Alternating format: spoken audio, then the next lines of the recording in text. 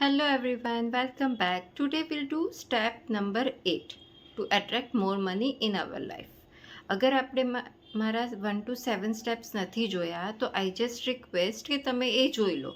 Then making this step onwards will be easy for you. તો આજે આપણે કરવાનું છે મનીને એક લવ લેટર લખવાનો છે. સી, આપણે આપણા જીવનમાં વધારે ને વધારે પૈસા એટ્રેક્ટ કરવા છે, રાઈટ? પણ આપણા જીવનમાં કઈ વસ્તુ વધારે આવશે, જે વસ્તુને આપણે આવકારીશું, જેને આપણે પ્રેમથી બોલાવીશું. તો અગર તમારે જીવનમાં તમને વધારે પૈસા જોઈએ છે તો ટ્રીટ મની એઝ યોર લવ.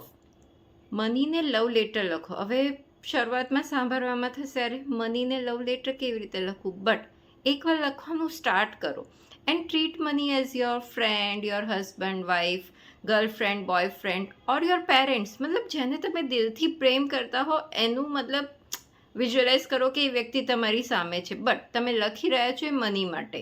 મતલબ કે અત્યાર સુધીમાં મનીએ તમારી કેટલી ટેક કેર કરી છે, એને કેટલું હેલ્પ કર્યું છે, how important he is in your life. એ બધી જ વસ્તુ તમારે નોટ ડાઉન કરવાની છે એઝ અ લવ લેટર. અને એને બ્લેસિંગ્સ આપો, એને થેન્ક યુ કરો.